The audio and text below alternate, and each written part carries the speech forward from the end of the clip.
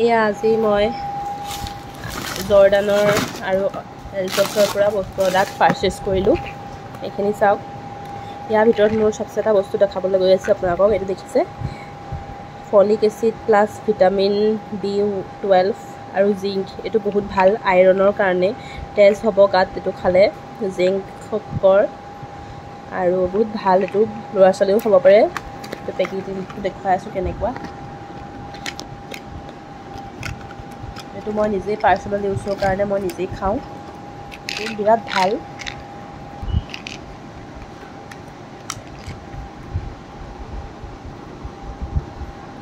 এয়া হৈছে এইখন, এইটো নতুন যিহেতু। চাওক ঔষধটো দেখিছে,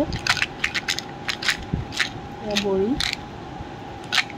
এয়া আপোনালোকে ডেইলি এটাকৈ খাব লাগিব ডাঙৰ মানুহ হ'লে, আৰু সৰু ছোৱালী হ'লে এফালকৈ খাব লাগিব। বিৰাট ভাল।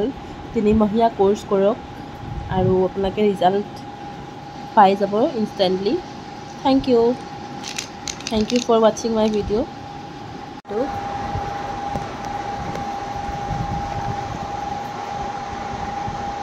মই ডেইলি এটাকৈ খাওঁ। এইটো বিৰাট ভাল আপোনাৰ তেজৰ কাৰণে, জিংক যিহেতু আছে, আৰু প্লাছ আপোনাৰ আইৰণৰ কাৰণে বিৰাট ভাল।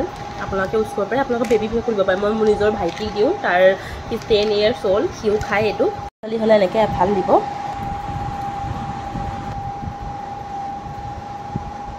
গিলি দিয়া।